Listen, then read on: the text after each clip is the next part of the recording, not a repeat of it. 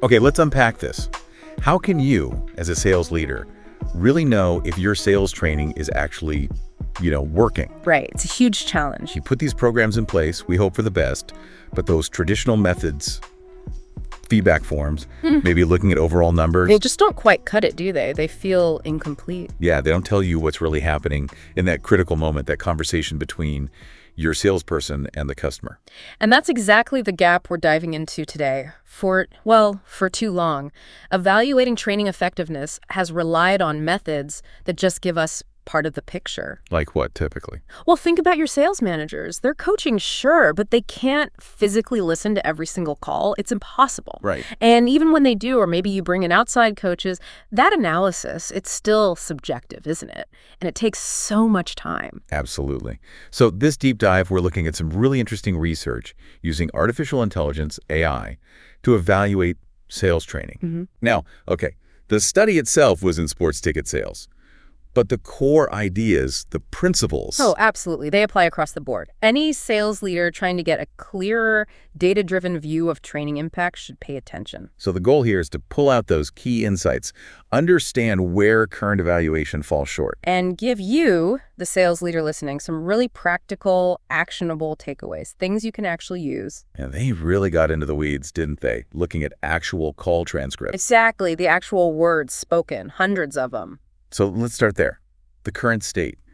What does evaluation look like right now, typically? Well, like we touched on, it's mostly human assessment, managers coaching based on, a sample of calls, maybe overall result. Or external trainers coming in periodically. Right. But the fundamental problem this research tackles is that lack of scalable, objective ways to really get inside those salesperson-customer interactions. And without that insight. It makes it incredibly difficult for you, the leader, to know what's working in your training, what isn't, and ultimately how to boost performance and, importantly, reduce that costly team turnover. It becomes a bit of a guessing game. Pretty much. If you can't truly see what's happening in the conversations, how do you make targeted improvements? It makes total sense. You can't fix what you can't properly measure. So how did AI help these researchers get that deeper look? Okay, so they partnered with a pro sports team, and these teams are often quite progressive with sales training, actually. Oh, boy. They analyzed 397 transcribed sales calls, real calls with 21 different reps. And these weren't just quick chats. No, they were substantial conversations, at least 5 minutes long, so real interactions. Okay, so they had the raw data, the transcripts. What then? How did the AI actually analyze all that text? Right, this is the cool part. They used a few different AI techniques. First up was unsupervised topic modeling. Specifically something called LDA, Latent Dirichlet Allocation. You can kind of think of it as AI reading all the calls and automatically spotting the main themes that keep coming up. And what themes emerged in the successful calls? It picked up things like, obviously, talk about the games or tickets themselves, communication and planning logistics. Okay. And also general positive affirmations and, crucially, listening cues from the salesperson. Interesting. So AI could pinpoint what successful reps were focusing on. What else? Then they used sentiment analysis. They employed a tool called Vader. Vader. Yeah, it's part of a standard language processing toolkit.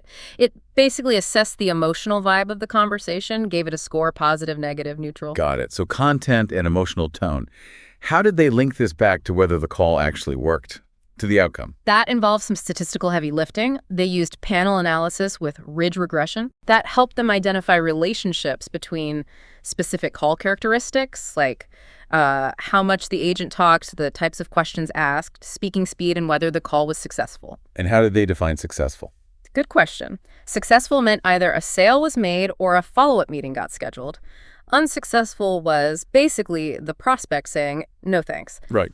And just to be sure, they ran robustness checks using other machine learning models, random forests, and gradient boosting. So double-checking the results. Exactly. And those checks largely confirmed what the regression analysis found. Very solid methodology. Okay, that's thorough. So after all that analysis, what were the big takeaways? What really separates a winning sales call from one that doesn't land, especially for sales leaders? Several things really stood out. One of the most striking was lexical diversity. Meaning? Basically, agents using a wider vocabulary, a richer range of words, were significantly more likely to get positive customer responses and close deals. Huh. Why do you think that is? Well, the research suggests that varied language might signal greater adaptability, the ability to connect better with different types of people. So it ties into that idea of adaptive selling. Precisely. Tailoring your approach, your words, to the specific customer, not just sticking to a rigid script. That's a really powerful point. Less robotic, more human. What else came up? Speaking pace was another key factor. That's slow. Moderate, actually. The study found a moderate pace led to better customer perceptions. Go too fast, you might sound pushy or rushed. Yeah, or like you're just reading something. Right. Too slow and you risk losing their interest. Finding that sweet spot, that balanced rhythm, seemed key for building rapport. Makes sense. Confident, but also considered. What about questions? How do they engage? Questioning strategies were definitely linked to success, a clear positive link between asking more questions. It's more questions in general. Well, more questions overall, but especially more open-ended questions correlated with successful outcomes. Okay, so digging deeper. Exactly. It implies that when reps invest time in asking those probing, open-ended questions, they genuinely understand the customer's situation better. Which lets them tailor the solution more effectively. You got it. Craft a more persuasive pitch because it actually addresses the needs they uncovered. Right. What about the balance? Who is doing the talking? This one might not surprise experienced sales leaders, but the data backed it up strongly. A high talking percentage for the salesperson was negatively correlated with success. So talking too much is bad for sales. Fundamentally, yes, it really hammers home the importance of listening. The more the salesperson dominated, the less likely they were to get the sale. Listen more, talk less. Oh. A classic for a reason. Any other interesting nuggets? Yeah, a couple more. Sentiment polarity, the overall emotional tone. Successful calls tended to be slightly positive, but also sincere, not overly hypey or fake, just a natural positive feel. Genuine positivity.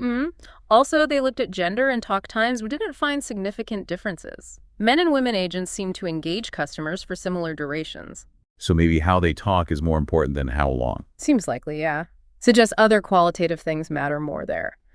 And finally, they noted quite a bit of performance variation, even among reps with similar experience. So tenure isn't everything. Definitely not. It highlights that individual skills, specific approaches, those are really critical regardless of years on the job. These are incredibly valuable findings. Yeah.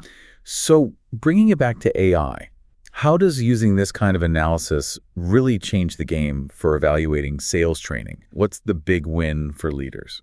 The core advantage is scale and objectivity. AI can chew through thousands of calls, spotting patterns and nuances a human team just physically couldn't. Right. It overcomes those limitations we talked about, the subjectivity, the time constraints. It's about using the right tech for the task, fitting the technology to the challenge of truly understanding and improving sales performance. So you move from maybe gut feelings or small samples to hard data on what's actually being said and how. Exactly. And think about the feedback you can give your team. Instead of saying, you need to build more rapport, AI might show, in calls where you used more diverse vocabulary here and here, customer sentiment improved significantly. Much more specific and actionable. And potentially more palatable for the salesperson too, right? It's evidence-based.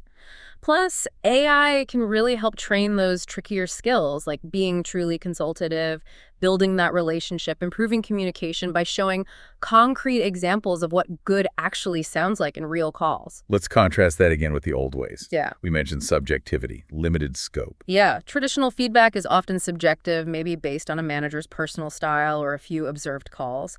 AI brings objective metrics, vocabulary diversity, pace, question types across a huge data set. And it can pick up subtle things. Definitely. Shifts in customer tone, specific verbal cues. AI can spot those much faster and more consistently than a human can call after call. It offers a granularity we just haven't had before. So it really sounds like the message here is that sales leaders need to think beyond the basics for evaluation. Relying just on closed deals or manager ride-alongs isn't enough anymore. I think that's a fair conclusion from this research, yes. Simple metrics just don't capture the complexity of a sales conversation. It demands a more sophisticated approach. Absolutely. Embracing these more advanced AI-powered tools to analyze the actual conversations. That's where the deep insights are. It lets you identify what really drives success in your specific context. And potentially personalize training much more effectively. That's the huge potential, yes. Tailoring coaching based on an individual agent's specific strengths and weaknesses, as revealed by the data from their own calls. Okay, this has been fascinating. We've gone deep into the research, the potential of AI. Let's bring it home. For the sales leaders listening right now, what are the key practical steps they can take away from this deep dive? Let's say top 3 action items. Okay, 3 key takeaways based on these findings. First, focus on language in your training.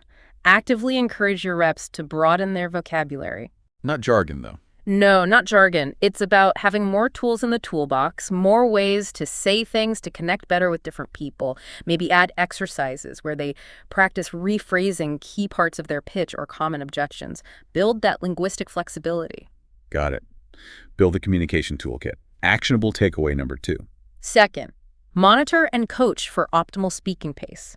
Make reps aware of how important that moderate, engaging pace is. How can leaders do that practically? Consider using call recording tools if you aren't already. Review pace specifically during coaching. Is it too fast? Too slow? Help them find that right rhythm that keeps customers engaged. Find the rhythm.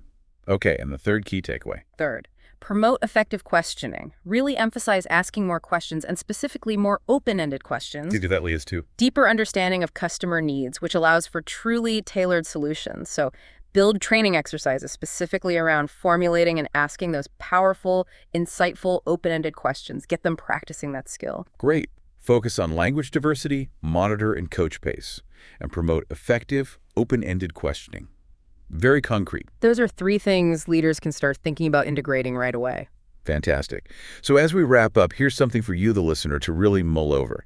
How can you start integrating this kind of analysis, looking at the actual interactions into your training and coaching process? How can you move beyond those traditional metrics to unlock a much deeper understanding of what truly drives sales effectiveness on every single call your team makes? Thinking about that could really transform how you build your high-performing sales team.